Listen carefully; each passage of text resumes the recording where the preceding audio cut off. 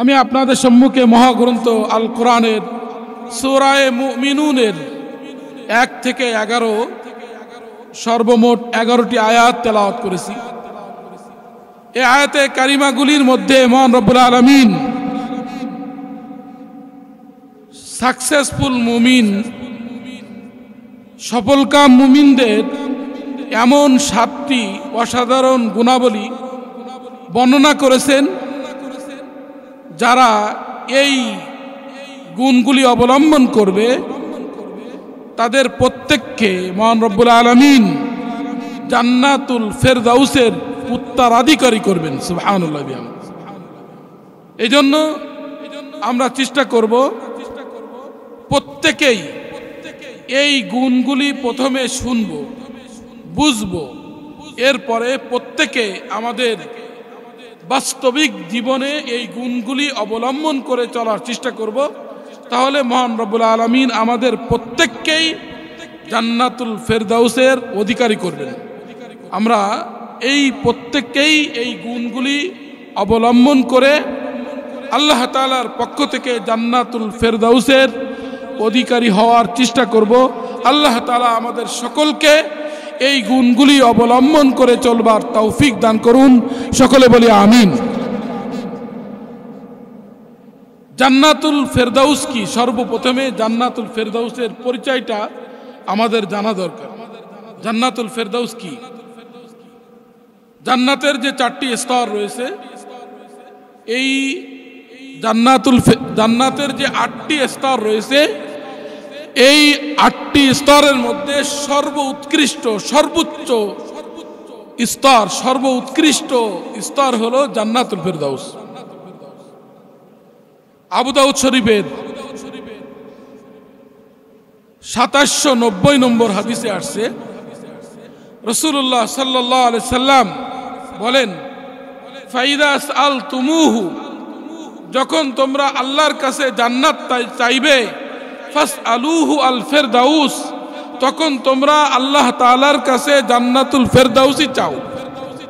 ফাইন্নাহু আলাল জান্নাতি, ফাইন্নাহু আওসাতুল জান্নাতি ওয়া আলাল জান্নাহ, কেননা এই ফেরদাউস নামক জান্নাত হলো সর্বোৎকৃষ্ট সর্বোচ্চ জান্নাত। ফাওকাহু আরশুর রহমান, আর সেই জান্নাতের উপরে হলো আরশে আজিম, দয়াময় মহান রব্বুল আলামিনের আরশে আজিম।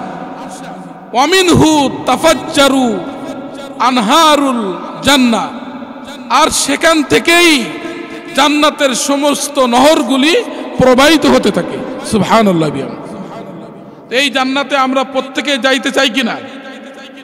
এই জান্নাতের অধিকারী হতে হলে আমাদের প্রত্যেককেই মহান রব্বুল আলামিন সূরা মুমিনুনের 1 থেকে 11 আয়াতের মধ্যে যে 9টি গুণের কথা বলেছেন, এই 9টি গুণ যদি আমরা অবলম্বন করি, আল্লাহ তাআলা আমাদের প্রত্যেককেই জান্নাতুল ফেরদাউসের উত্তরাধিকারী বানাবেন ইনশাআল্লাহ। এজন্য আমরা সকলেই এই গুণগুলি শুনব এবং আমলে পরিণত করার চেষ্টা করব তো ইনশাআল্লাহ। আল্লাহ তাআলা বলেন, কদ আফলাহাল মুমিনুন, নিঃসন্দেহে নিশ্চয়ই মুমিনরা সফলকাম হয়ে গিয়েছে, মুমিনরা সফলতা অর্জন করছে, তারা সাকসেস হয়ে গিয়েছে। কারা সেই মুমিন? আল্লাহ তাআলা প্রথমেই মুমিন সফলকাম মুমিনদের, সাকসেসফুল মুমিনদের 1 নম্বর গুণাবলী সম্পর্কে আল্লাহ তাআলা বলেন, আল্লাযীনা হুম ফি সালাতিহিম খাশিউন, যারা তাদের নামাজে বিনয়ী এবং নম্র, নামাজের ভিতরে যারা কোনো তাড়াহুড়া করে না, ব্যস্ততা দেখায় না, ধীর স্থির ভাবে যত বিনয়ী অর্জন করা যায়, যত ভাবে নম্র ছোট নামাজের ভিতরে হওয়া যায় সেটা হয়। নামাজের ভিতরে বিনয়ী যদি আমি অর্জন করি, তাহলে আল্লাহ তাআলার পক্ষ থেকে আমার সওয়াব প্রতিদান বাড়তে থাকবে।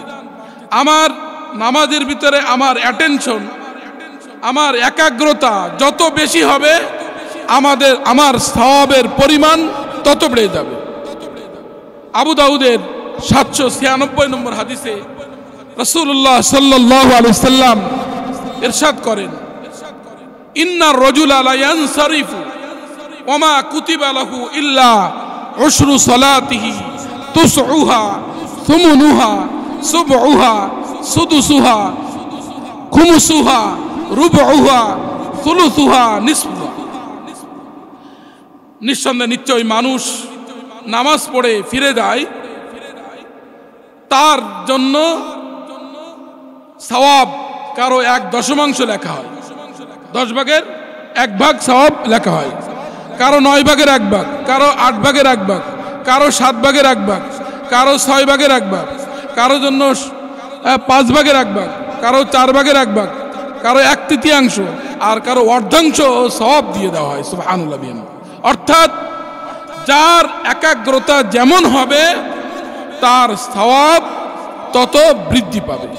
যার একাগ্রতা যত বেশি হবে তার সওয়াব তত বেশি হবে, আর যার একাগ্রতা যত কম হবে নামাজের সওয়াবও তত কমে যাবে।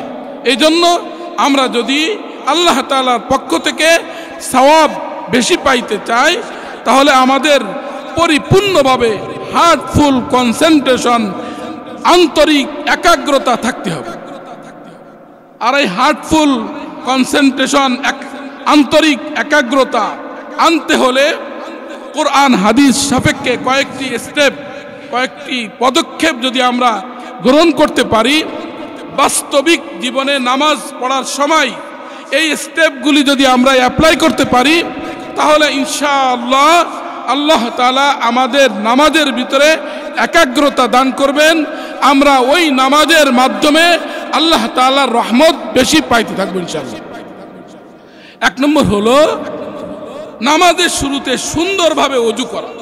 যত সুন্দরভাবে ওযু করা যায়, ওযু যত সুন্দর হবে নামাজের একাগ্রতা তত বাড়তে থাকবে।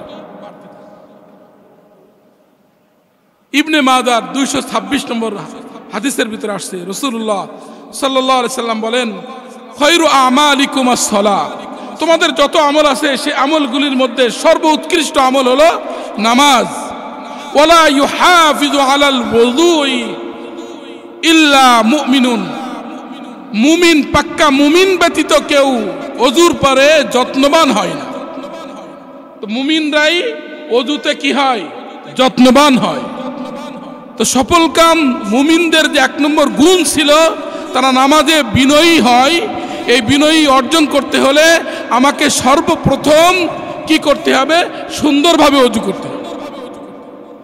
আর এই সুন্দরভাবে যদি ওযু করি তাহলে আমার গুনাহগুলি, আমার শরীর থেকে আমার গুনাহগুলি, আমার শরীর থেকে গুনাহগুলি ঝরে পড়তে থাকবে আর আমার মর্যাদা বৃদ্ধি হতে থাকবে।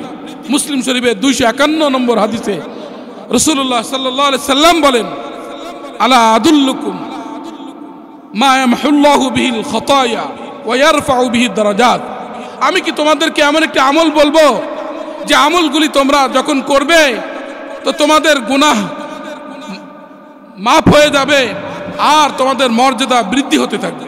তোমাদের গুনাহগুলি মিটে যাবে এবং তোমাদের মর্যাদা বৃদ্ধি হতে থাকবে।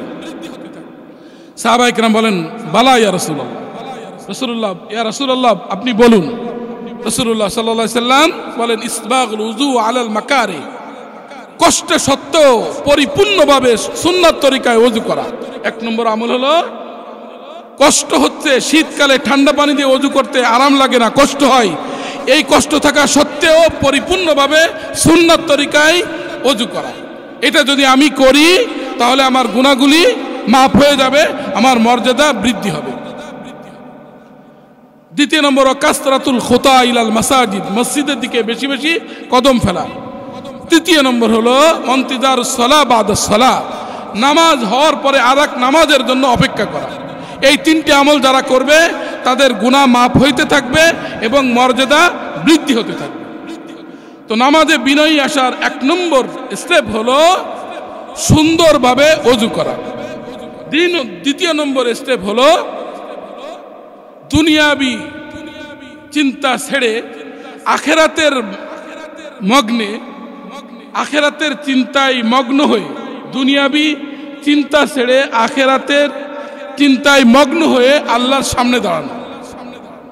আমি যখন আল্লাহর সামনে দাঁড়াবো নামাজের জন্য, তখন দুনিয়াবি সমস্ত চিন্তা আমার ব্রেন থেকে ফেলে দিব। চিন্তা করতে হবে যে আমি এখন মহান মালিকের সামনে যাইতেছি। এখন আমি পৃথিবীর সমস্ত বাচ্চায়ের বাচ্চা মহান মালিকের সামনে যাইতেছি। আখেরাতের চিন্তা সামনে রেখে যে আমাকে মৃত্যুবরণ করতে হবে, আখেরাতে আমাকে হিসাবের সম্মুখীন হতে হবে, আল্লাহর সামনে আমাকে দাঁড়াতে হবে। সূরা বাকারার 46 নম্বর আয়াতে আল্লাহ তাআলা বিনয়ীদের, খাশিঈনদের পরিচয় তুলে ধরে আল্লাহ তাআলা বলেন, আল্লাযীনা ইয়াযুন্নুনা আন্নাহুম মুলাকু রাব্বিহিম ওয়া আন্নাহুম ইলাইহি রাজিউন। যে বিনয়ী হচ্ছে তারা যারা নিশ্চিতভাবে জানে যে অবশ্যই অবশ্যই আমাদেরকে আমাদের রবের সামনে দাঁড়াতে হবে। আল্লাযীনা ইয়াযুন্নুনা আন্নাহুম মুলাকু রাব্বিহিম, যে তাদেরকে তাদের রবের সামনে দাঁড়াতে হবে। ওয়া আন্নাহুম ইলাইহি রাজিউন, এবং তাদেরকে তাদের রবের কাছে ফিরে যেতে হবে। বুখারী শরীফের 50 নম্বর হাদিসে, যে হাদিসটাকে হাদিসে জিবরিলও বলা হয়, আল্লাহ রাসূল বলেন, ও আবুদুল্লাহ, তোমরা ইবাদত করো কেমন ভাবে, কান্নাকা তারাহু, এমন ভাবে ইবাদত করো আল্লাহর যে কেমন জানি তোমরা আল্লাহ তাআলাকে দেখতেছো, আল্লাহ তাআলাকে দেখতেছো। ফাইন লাম তাকুন তারাহু ফাইন্নাহু ইয়ারাক, যদি তোমরা যদি আল্লাহকে দেখতে না পাও, তাহলে নিশ্চিত জেনে রাখো আল্লাহ তাআলা তোমাকে দেখতেছে। তো আল্লাহ আমার নামাজ দেখতেছেন, তাহলে আমার নামাজটা কত সুন্দর হওয়া দরকার, আমার নামাজটা কত সুন্দর হওয়া দরকার। এই জন্য সুন্দরভাবে নামাজ পড়া, যে আমি আল্লাহর সামনে যাচ্ছি, এই চিন্তা করা, তাহলে আমার নামাজের ভিতরে একাগ্রতা বাড়তে থাকে। তৃতীয় নম্বর স্টেপ হলো, পদক্ষেপ হলো, নামাজের ভিতরে যে তেলাওয়াতগুলি আমি করি, নামাজের ভিতরে যে তেলাওয়াতগুলি আমি করি সেগুলির অর্থ বুঝে তেলাওয়াত করা। যখন আমি নামাজের ভিতরে যে আয়াত, যে তাসবিহাতগুলি পড়তে থাকবো, সেগুলির অর্থ বুঝবো, তখন আমার নামাজের ভিতরে একাগ্রতা বাড়তে থাকবে। এজন্য সূরা ফাতিহা সহ যেই সূরাগুলি নামাজে আমরা পড়ি, এই সূরাগুলি এবং নামাজের যে তাসবিহাতগুলি আছে সেগুলির অর্থ জানা, কারো মাধ্যমে, কোনো আলেমের মাধ্যমে, কোনো ইমাম সাহেবের মাধ্যমে ওই অর্থগুলি বুঝে নেওয়া। প্রথম নম্বরে শুদ্ধভাবে তেলাওয়াত শিখা, পাশাপাশি যেই সূরাগুলি, সূরা ফাতিহা সহ যেই সূরাগুলি আমি নামাজের ভিতরে পড়ব, ওই সূরাগুলির অর্থ ভালোভাবে জানা, তাহলে আমার নামাজের ভিতরে একাগ্রতা আসতে থাকবে।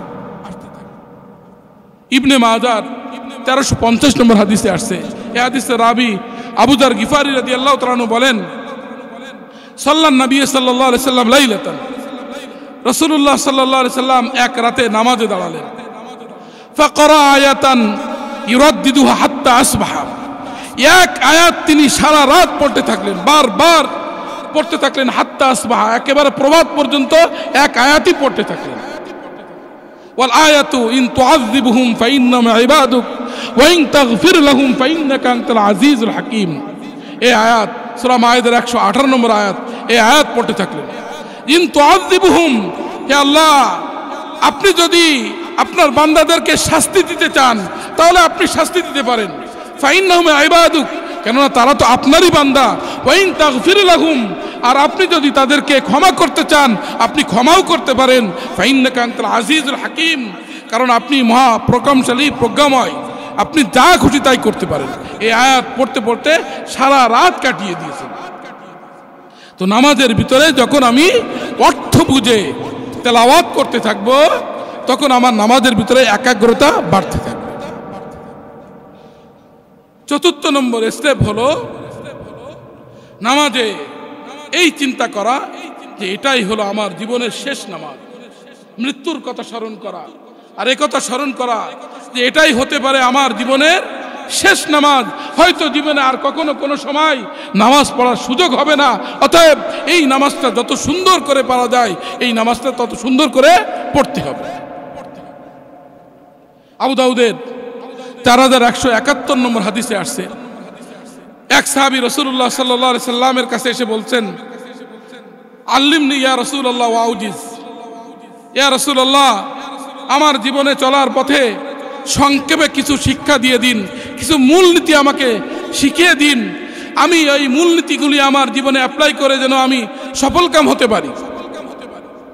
রাসূলুল্লাহ সাল্লাল্লাহু আলাইহি সাল্লাম বলেন, ইদা কুমতা ইলা সালাহ, ইদা কুমতা ইলা সালাতি, যখন তুমি তোমার নামাজে যাবে, ফাসাল্লি সালাতা মুআদ্দিন, তখন তুমি মনে করবে এটাই তোমার জীবনের শেষ নামাজ, এটাই তোমার বিদায়ী নামাজ, আর জীবনে তুমি নামাজ পড়তে পারবে না।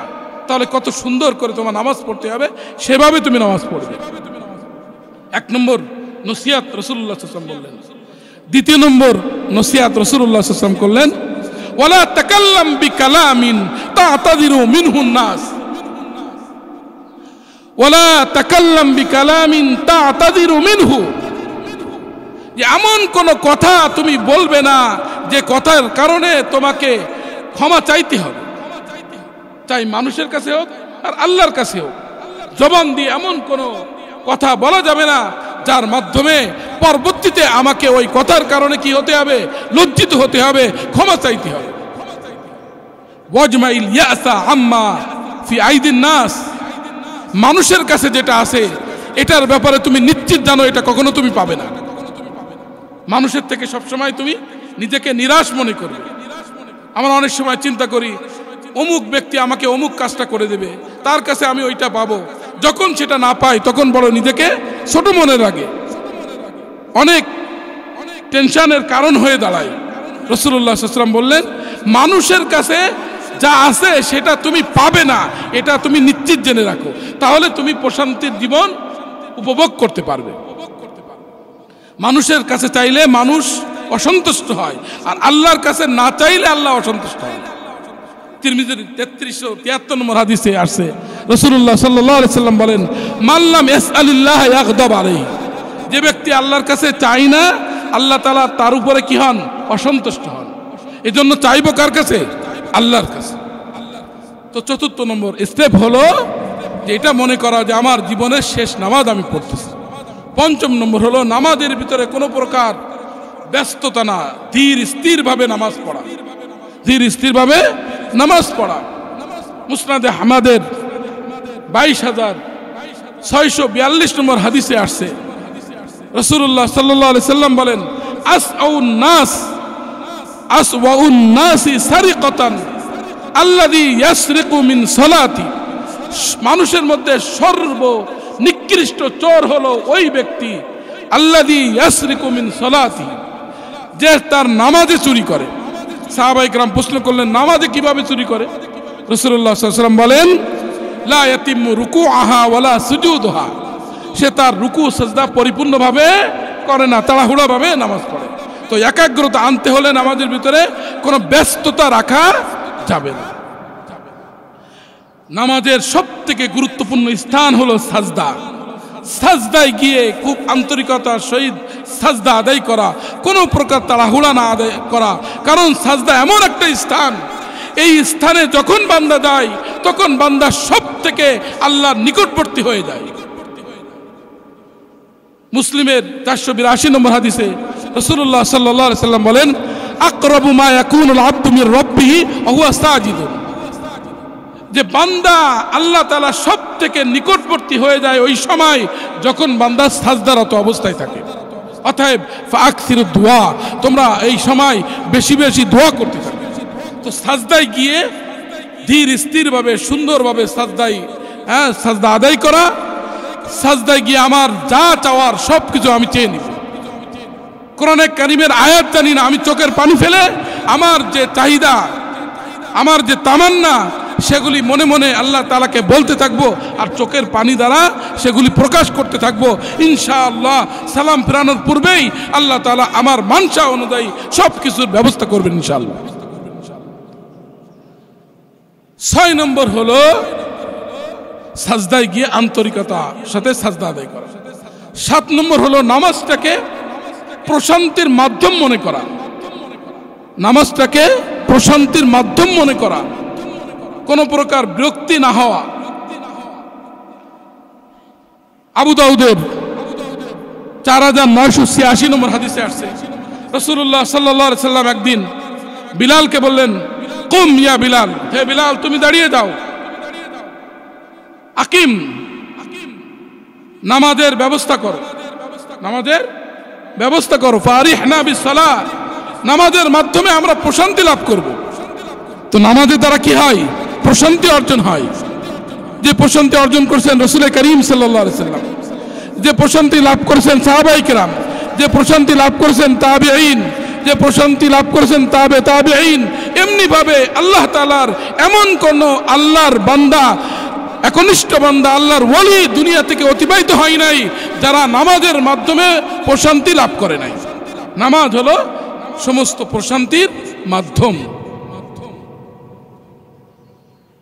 8 নম্বর স্টেপ হলো নামাজে আল্লাহ তাআলার রহমত কামনা করতে থাকা, যে আমি যতক্ষণ পর্যন্ত নামাজে থাকব ততক্ষণ পর্যন্ত আমি আল্লাহ তাআলার পক্ষ থেকে রহমত পাইতে থাকব।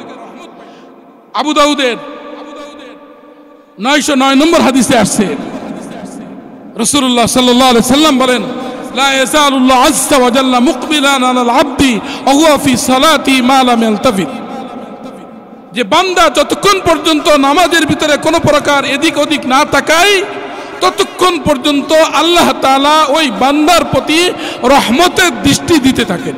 সুবহানাল্লাহ বিহামদিহি। ফাইদা ইলতাফাতা, যখনই বান্দা তার দৃষ্টি এদিক ওদিক করে তখনই সাথে সাথেই আল্লাহ তাআলা তার রহমতের দৃষ্টি তার থেকে উঠিয়ে নেন। নাউযুবিল্লাহি মিন যালিক। কোন বান্দার মুক্তির জন্য আল্লাহ তাআলার পক্ষ থেকে একটা রহমতের দৃষ্টি যথেষ্ট, আর কোন বান্দার ধ্বংস হওয়ার জন্য আল্লাহ তাআলার দৃষ্টি উঠিয়ে নেওয়াটাই যথেষ্ট। এজন্য আমরা যদি আল্লাহ তাআলার রহমত পাইতে চাই তাহলে আমাদেরকে কি করতে হবে? নামাজের ভিতরে একাগ্রতা আনতে হবে, কোনো প্রকার তাড়াহুড়া করা যাবে না, ধীর স্থির ভাবে আমরা নামাজ পড়ব। তো সফলকাম মুমিনদের 1 নম্বর গুণ ছিল যে তারা নামাজের ভিতরে বিনয়ী হয়। 2 নম্বর গুণ সম্পর্কে মহান রব্বুল আলামিন বলেন, ওয়াল্লাযীনা হুম আনিল লাগবি মুরিদুন, ওয়াল্লাযীনা হুম আনিল লাগবি মুরিদুন, যে তারা অনর্থক ক্রিয়াকলাপ থেকে বিরত থাকে। কোনো প্রকার অনর্থক আননেসেসারি কথা তারা তাদের জবান থেকে কখনো বের হয় না। যে কথাই বের হয় সে কথাই তাদের উপকার হয়, সেটা দুনিয়াবি হোক অথবা উখরবি। কল্যাণমূলক কোনো কথা, অকল্যাণমূলক কোনো কথা ও কাজ তাদের দ্বারা সংগঠিত হয় না। বুখারী শরীফের 1477 নম্বর হাদিসে আসছে, রাসূলুল্লাহ সাল্লাল্লাহু আলাইহি সাল্লাম বলেন, ইন্নাল্লাহ কারিহা লাকুম সালাসা, আল্লাহ তাআলা তোমাদের থেকে 3টা জিনিস অপছন্দ করেন। কিল ওয়া কাল, অযথা কথাবার্তা। এই হাদিসের তাফসিরে মুহাদ্দিসিন কিরাম বলেন, অযথা কথা বলতে কি বোঝানো হয়েছে? আল ইকসারু ফিল কালামি বিলা যরুরাতি, প্রয়োজন ছাড়া কথা বলা, প্রয়োজন ছাড়া কথা বলা। আও হিকায়াতু শাইইন লা ইয়ালামু সিহহাতাহু, অথবা এমন কোন বিষয় বর্ণনা করা যার বিশুদ্ধতা সম্পর্কে সে নিজেও জানে না, যার বিশুদ্ধতা সম্পর্কে সে নিজেও জানে না। আবিল কালাম ফিমা ইয়াদুরু ওয়ালা ইয়ানফা, অথবা এমন কথা যেখানে ক্ষতি আছে কোনো উপকার নাই, যেখানে ক্ষতি আছে উপকার নাই। তো 1 নম্বর অপছন্দ করেন আল্লাহ তাআলা অযথা কথা। 2 নম্বর ওয়াইজাআতাল মাল, মালের সম্পদের অপচয়। 3 নম্বর ওয়াকাসরাতাস সুয়াল, অযথা প্রশ্ন, অতিরিক্ত অযথা প্রশ্ন। মুমিন যে সফলকাম মুমিন, সে অযথা অনর্থক কোনো কথাবার্তা ও কাজে লিপ্ত হবে না। তিরমিজি শরীফের 2317 নম্বর হাদিসে আসছে, রাসূলুল্লাহ সাল্লাল্লাহু আলাইহি সাল্লাম বলেন, মিন হুসনি ইসলামিল মারই তারকুহু মা লা ইয়ানি। কোন ব্যক্তির ইসলামের সৌন্দর্য হলো যে অনর্থক কথাবার্তা ও কার্যকলাপ থেকে সম্পূর্ণভাবে বিরত থাকা।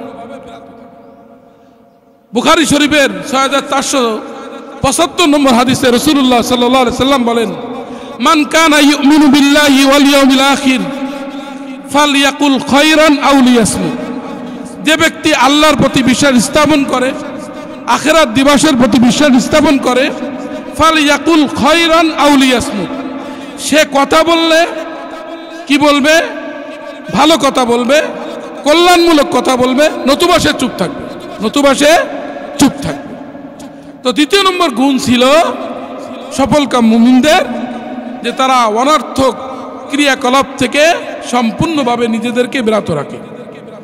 তৃতীয় নম্বর গুণ সম্পর্কে আল্লাহ তাআলা বলেন, ওয়াল্লাযীনা হুম লিয-যাকাতি ফাইলুন। তারা নিজেদের যাকাত প্রদানে সক্রিয়, অ্যাক্টিভ।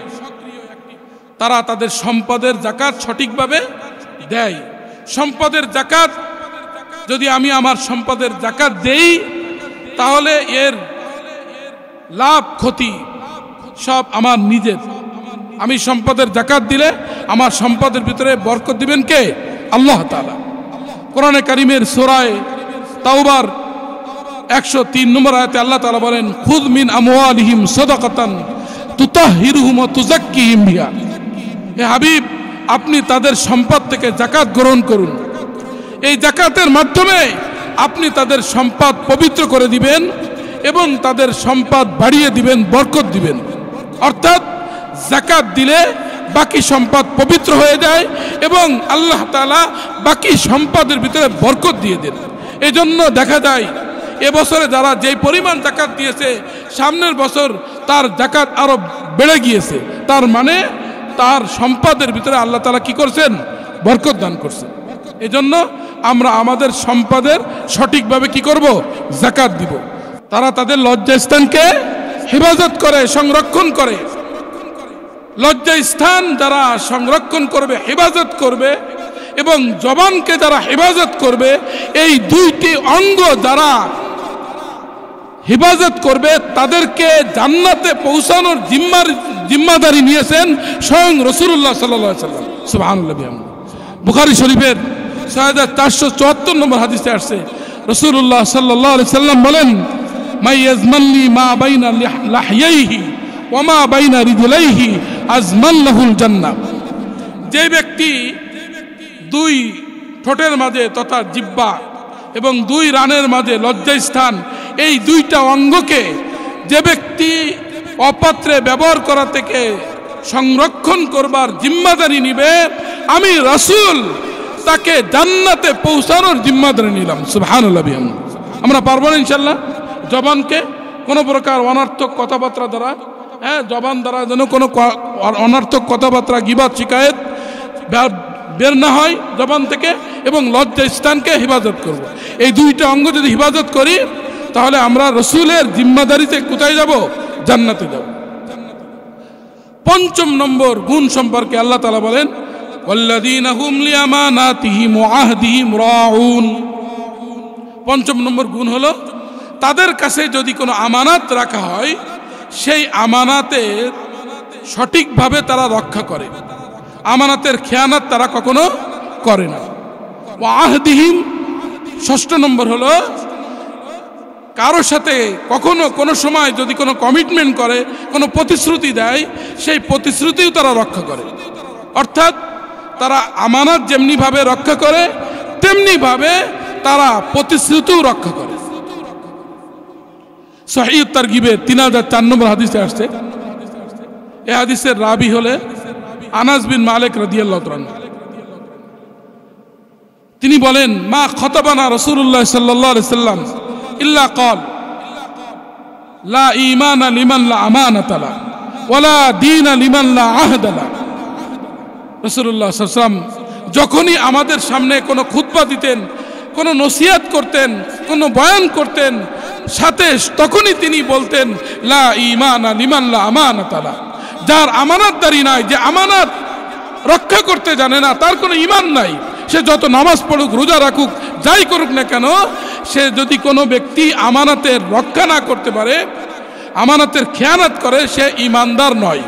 ওয়ালা দীনা লিমান লা আহদ লা, আর যে প্রতিশ্রুতি রক্ষা করতে জানে না, তার কোনো দিনদারিয়াত নাই, তার কোনো দিনদারিয়াত নাই। এজন্য আমরা কি করব, সফলকাম মুমিনদের যে পঞ্চম ও ষষ্ঠ নম্বর গুণ ছিল, এক নম্বর হলো আমানত, পঞ্চম নম্বর হলো আমানত রক্ষা করা, ষষ্ঠ নম্বর হলো প্রতিশ্রুতি রক্ষা করা। আমরা কারো কোনো আমানত আমাদের কাছে থাকলে সেটা যেমনিভাবে আমরা রক্ষা করব, তেমনিভাবে একে অপরকে যদি আমরা কোনো প্রতিশ্রুতি দেয়, সেটাও আমরা কি করব, রক্ষা করব। সপ্তম নম্বর গুণ, সর্বশেষ গুণ মুমিনদের, সফলকাম মুমিনদের, আল্লাহ রাসূল আল্লাহ তাআলা বলেন ওয়াল্লাযীনা হুম আলা সালাওয়াতিহিম ইউহাফিজুন, তারা তাদের নামাজে যত্নবান, তারা তাদের নামাজে যত্নবান। নির্ধারিত সময়ে, নামাজের সময় হয়ে যাওয়ার সাথে সাথেই তারা নামাজ আদায়ের জন্য ব্যস্ত হয়ে যায়। কিভাবে সুন্দরভাবে নামাজ পড়া যায় সেজন্য তার ফিকির তারা করতে থাকে। নামাজ হলো আল্লাহ তাআলার কাছে সবচেয়ে প্রিয় আমল। বুখারী শরীফের 527 নম্বর হাদিসে আসছে, এই হাদিসে রাবি আব্দুল্লাহ ইবনে মাসউদ রাদিয়াল্লাহু আনহু, তিনি রাসূলুল্লাহ সাল্লাল্লাহু আলাইহি সাল্লামের কাছে প্রশ্ন করেন।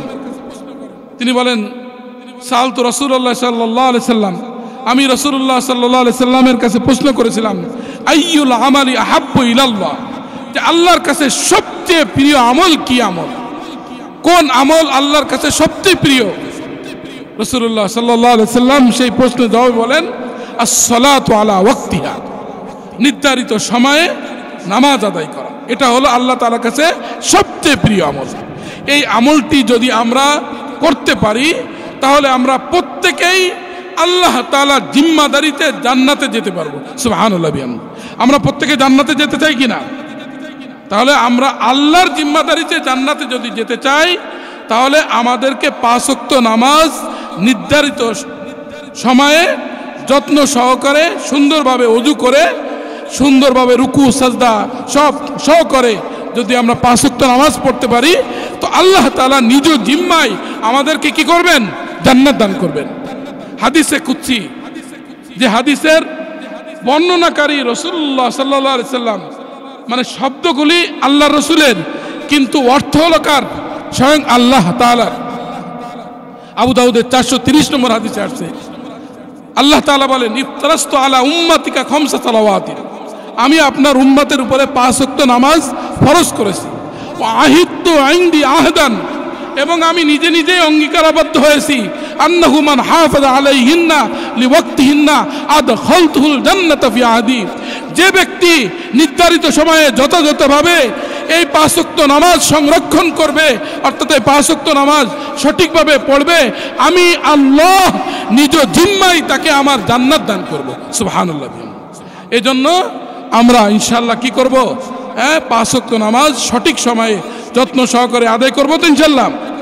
তো মহান রব্বুল আলামিন সূরা মুমিনুনের 1 থেকে 11 নম্বর আয়াতের মধ্যে যে 7টি গুণ বর্ণনা করছেন, প্রথম নম্বর গুণ ছিল নামাজের বিনয়ী, শেষ নম্বর গুণ হলো নামাজের যত্নবান হওয়া।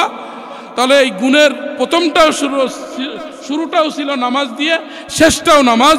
অতএব কোনো ব্যক্তি যদি নামাজ সঠিকভাবে পড়ে, তাহলে বাকিগুলি গুণ তার ভিতরে এমনিতেই চলে আসবে। 1 নম্বর গুণ ছিল কি? যে নামাজে বিনয়ী হওয়া। 2 নম্বর গুণ হলো অনার্থক ক্রিয়াকলাপ থেকে নিজেদেরকে বিরত রাখা।